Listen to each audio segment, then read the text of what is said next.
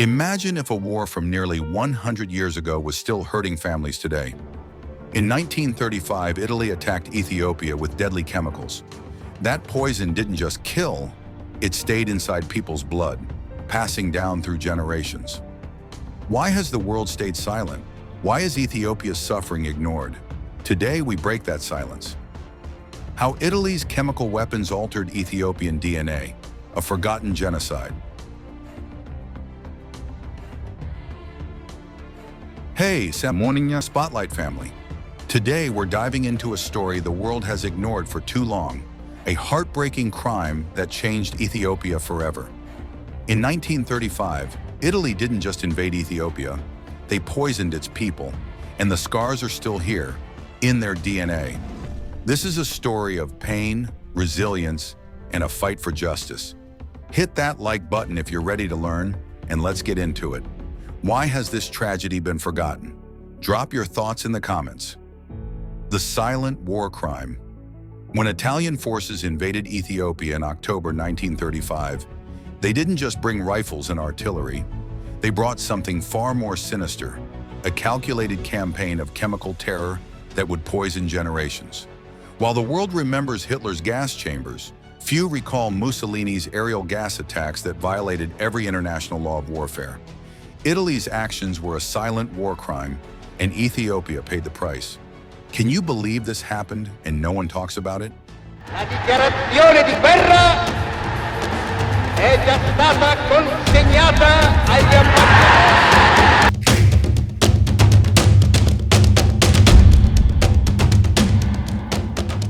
Share your reactions below.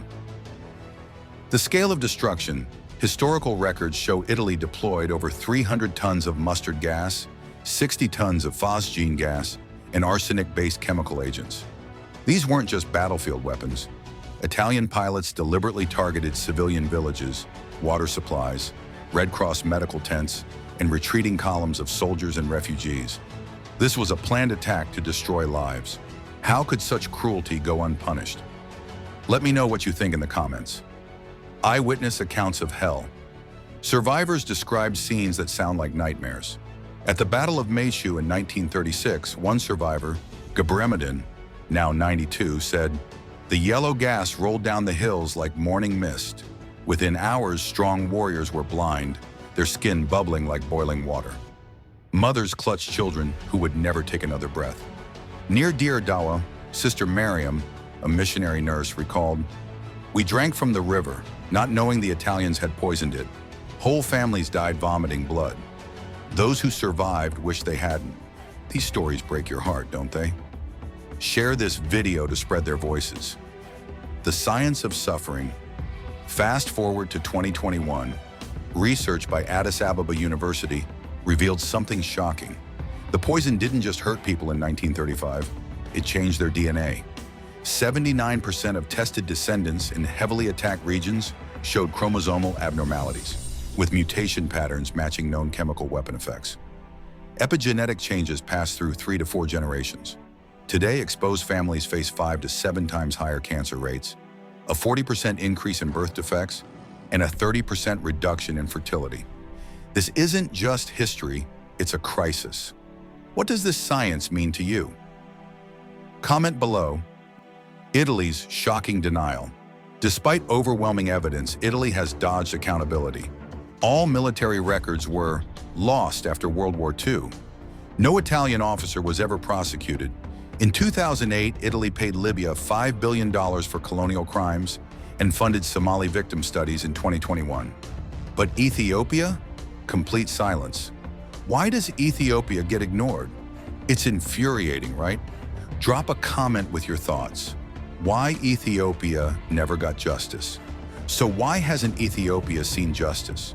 Post-war politics played a role. Emperor Haile Selassie needed Western allies during the Cold War. Internal conflicts kept the Derg regime focused on civil wars, not colonial reparations. And Italy systematically destroyed evidence, burning deployment records, medical reports, and chemical manifests. How can a country hide such a crime? Let's talk about it in the comments. The living evidence. Today in Tigray and Amhara, The proof is in the people. Cancer villages have 50 or more cases in small areas. Children are born with cleft palates, missing limbs, and neurological disorders. The poison is still hurting Ethiopia, not in history books, but in real lives. Isn't it time we paid attention? Share this video to raise awareness. What must be done? Here's what needs to happen. The UN must investigate the ongoing effects. The International Criminal Court should review this for possible genocide charges. Ethiopia needs specialized cancer screening and genetic counseling for affected families.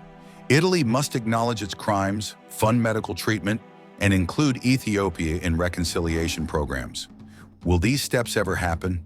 Tell me what you think below. A call to remember. These aren't just numbers. They're grandmothers who never held healthy grandchildren, farmers watching their children wither from rare cancers, entire villages turned into chemical experiment sites. The poison didn't stop when the war ended. It's still working today in Ethiopian DNA, hospitals, and graves. Will the world finally listen? Join me in demanding justice. Use hashtag Justice for Ethiopia in the comments. Semonigna Spotlight family, this story needs to be heard. If you're moved by Ethiopia's fight, smash that like button, share this video, and subscribe to join our mission for truth. Let's make sure these victims are never forgotten. Comment below, what will you do to support hashtag Justice for Ethiopia? Until next time, stay fierce, stay woke.